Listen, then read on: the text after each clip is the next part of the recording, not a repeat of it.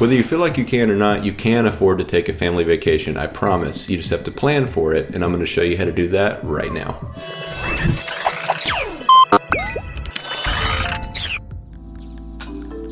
Planning is the most important part of a family vacation, and it's fun because you get to decide where you're going to go, what you're going to do, what you're going to eat, the important stuff. Before you get started and start working on the budget for your vacation, you have to plan out and calculate the cost. I'll break down how we calculate the cost for any trip, and then I'll get into how to actually pay for it. If we haven't met yet, my name is Kalen. I'm the founder of Freedom Sprout, where we talk about raising intentional children and living intentional lives. If that interests you, please hit the subscribe button below. Now let's talk about calculating the cost.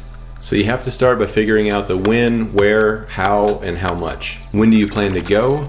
Where are you going? The location and the lodging, like are you staying in Airbnb, which is our preference always, or are you staying in a hotel, or are you finding a resort? If you're not familiar with Airbnb, I'll put a link below to get you almost $50 off your first trip. How are you getting there, like the mode of travel? Are you driving? Are you flying? What's the cost of that mode, like the plane tickets or the fuel or rental car costs? What type of food will you be eating? Are you going to eat at your room a lot, or are you going to eat out a lot? Which attractions do you plan to visit, and how much will those cost? And finally, do you plan to make any big purchases like jewelry or art or antiques? The idea is to get an overview of the entire cost, like even down to if you're driving, are you going to be stopping for snacks and drinks along the way? All of those little costs. And when you calculate the initial cost, it should just be an estimate, but it should be close to the actual amount that you're going to spend, at least within a couple $100s. Now you have your amount in mind of how much it should cost you, and you have an idea of where you're going, and you have your budget, and it's time to see if those things match up.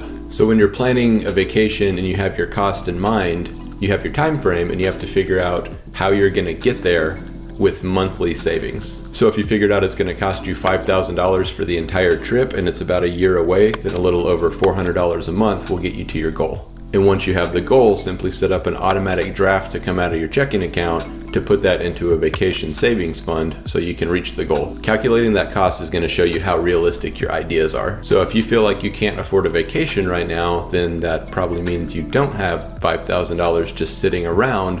That's why you have to make these monthly goals so you can reach that when you get there. And it's always best to plan far out so that you can get deals on plane tickets and lodging, and you can get better rates, because whenever you wait to the last minute, it's going to be more expensive. But what happens whenever your ideas don't match up with your finances? So if you do calculate the cost and realize that you don't have enough money for this trip, and you're not going to be able to make the monthly savings goals to save for this trip, you still have 3 good options. Number 1, take a less expensive vacation. Find cheaper lodging, maybe cut out some of the attractions, maybe change the vacation entirely. Consider going to see family or something instead of going to expensive attractions if you don't have the money for that right now. That would save you money on lodging, and it would take the money you were going to spend on the attractions out of the equation. And honestly, we've found that the more expensive a vacation is, the less quality time you spend together. When you're out there riding rides and doing these attractions, you're not really spending a whole lot of quality time together. You're focused on the things that you're paying for.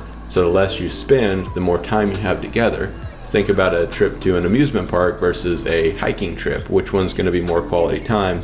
Which one's going to give you more quality conversations with your family? Number 2, put off the vacation until you can afford it. There's no time like the present unless we're talking about a vacation you can't afford, and then there's no time like whenever you can afford that vacation. Finally, number 3, you can reduce the cost of your current vacation. You can always take a modified version of your vacation, a version that you can afford now. Consider driving instead of flying. Find cheaper lodging if it's available. Again, Airbnb is often cheaper than hotels, so just making a small switch like that, instead of spending $200 a night in a hotel room, you're spending $50 a night at an Airbnb. That's a big savings if it's a week or 2-week trip. You can even cut your food cost. You can eat in the room instead of eating out if you plan to eat out several times. Just find any way to reduce the cost. Don't feel obligated to provide a certain kind of vacation for your family.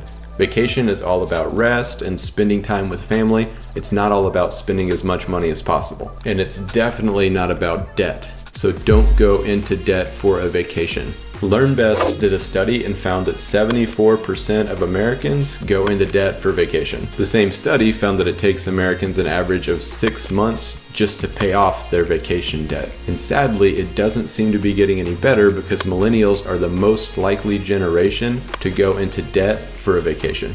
Just don't do this. It ruins everything. Don't ruin everything. And it's hard to have fun when you're hanging out in some exotic location at some expensive resort and you're ruining your life financially by doing it. People do it every day. It's easy to take a loan out for a vacation. It's easy to finance a vacation through some resort. Don't fall into that trap. We're used to hearing about mortgage payments and even car payments, but a vacation payment? I don't know. Sounds kind of silly.